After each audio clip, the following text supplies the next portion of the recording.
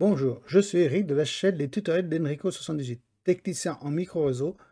Je vous propose des tutos dans le domaine de l'informatique à portée de tous, en vulgarisant le plus possible les termes techniques employés. Aujourd'hui, nous allons aborder sur la suite sur qu'est-ce que c'est un serveur, c'est quoi un serveur précisément, donc cette vidéo.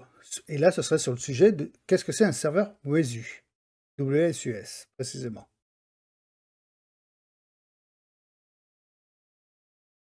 On va en parler. Qu'est-ce que c'est un serveur WSUS? Alors, Windows Server WSU, donc c'est Windows Server Update Service, est un service permettant de distribuer les mises à jour pour Windows et d'autres applications Windows, Microsoft, sur différents ordinateurs fonctionnant sous Windows au sein d'un parc informatique. Le serveur WSU donc, est un rôle pour un serveur Windows, lui permettant ainsi de devenir un serveur de mise à jour locale ou proxy de mise à jour. Bon, je veux dire, ce que ça veut dire, c'est que, vous savez, en tant que particulier, votre ordinateur, dès qu'il est connecté au réseau, il va aller sur le serveur de Microsoft pour aller chercher les mises à jour, pour mettre à jour. D'accord? Et il le fait automatiquement ou semi-automatique, voire manuellement, selon ce que vous avez configuré, comment vous l'avez configuré. D'accord? C'est Windows Server. C'est Windows MDAP, précisément. Vous recherchez, il installe. Là, en mode entreprise, c'est le même principe, sauf que c'est pas un seul PC en mode entreprise, c'est plusieurs PC. Ça peut être des dizaines, des milliers de PC. À ce moment-là, on crée un serveur WSUS qui va récupérer, il va faire en quelque sorte l'intermédiaire entre votre ordinateur, l'ordinateur du travail, et l'ordinateur de Microsoft. Le serveur WSU, qu'est-ce qu'il va faire? Il va chercher les mises à jour chez Microsoft, il va les rapatrier, il va plus ou moins tous les rapatrier selon ce que vous avez configuré sur votre serveur WSUS. Il récupère ces informations-là. Après, il y a des techniciens qui vont tester si cette mise à jour peut fonctionner, s'il n'y a pas un problème, avant de pouvoir le déployer dans tous les autres ordinateurs de réseau, donc de l'entreprise. Donc ce serveur, comme voilà, il stocke potentiellement l'ensemble des mises à jour disponibles auprès des serveurs Windows Server et rend possible le contrôle de la différence de celle-ci dans les parcs. Parce que vous savez, quand vous installez en mode personnellement sur un PC seul, il peut y avoir des mises à jour qui fonctionnent bien, des mises à jour qui sont mal fonctionnées. Ils fonctionnent mal parce qu'il y a un bug, etc. Là, ils seront testés en amont dans ce serveur-là. Il y aura des techniciens qui vont justement bêta-tester ces mises à jour-là. Ils feront l'intermédiaire, ils vont tester avant vraiment de le déployer sur votre ordinateur. Pas de brut directement installé. Il fera l'intermédiaire entre Microsoft et votre ordinateur de l'entreprise. Donc, par défaut, pour chaque ordinateur sous Windows faisant ces mises à jour, les téléchargements sont directs sur le serveur, ce qui demande beaucoup de bandes passantes au niveau de l'accès Internet, dans un parc composé de nombreuses machines. Vous voyez, donc si toutes les machines, par exemple, il y a 100 PC dans l'entreprise, si les 100 PC se connectent au serveur Microsoft, ça va bouffer la bande passante. Si vous vous rappelez, je vous expliquais que la bande passante, c'est une route. Donc imaginez, c'est comme si c'est un départ de grandes vacances, tout le monde part en même temps, et ça crée des bouchons. Et automatiquement, ça mettra plus de temps à mettre à jour.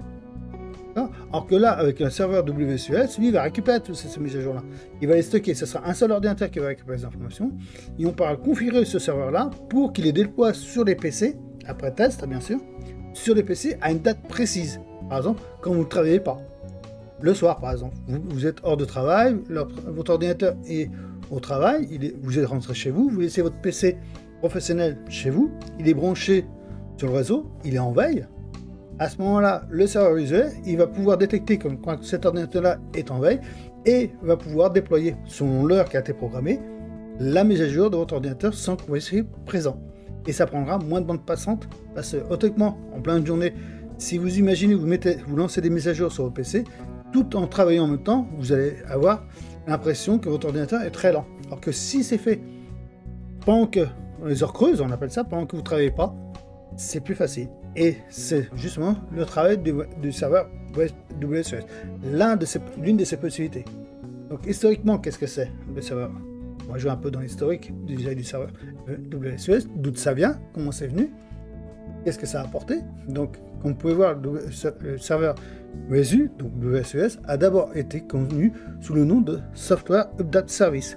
Pour les anciens, c'est très très vieux.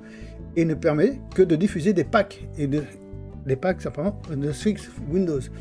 Alors que maintenant, le Windows Server WSUS Donc le service WSUS, bien qu'inspiré de son ancêtre, hein, permet de mettre à jour beaucoup plus de logiciels tels que la suite Microsoft, les pilotes, les périphériques ou encore des composants comme les frameworks.net. Donc avant l'autre, c'était juste, on pouvait voir, c'était le pack de Windows, point barre. Ça s'arrêtait là. Ça n'allait pas plus loin. Là, on peut aller plus loin. C'est comme je vous expliquais sur la vidéo précédente sur qu'est-ce que c'est un WDS. L'ancêtre WDS, c'est un autre nom. Et ça vous permettait simplement de mettre à jour simplement une image. Là, ça va plus loin. Ça a été développé par Microsoft. Hein. Donc, qu'est-ce que ça a mis? Les serveurs data service, comprenant un répertoire de stockage. Il y a toutes les mises à jour et autres parcs téléchargés depuis le site Microsoft. Et un instant T, donc géré par un autre serveur ou le même serveur, qui est le serveur SQL. Hein. Un service est alors chargé de rechercher les mises à jour sur le web, puis sur le site virtuel. I2S distribue les mises à jour.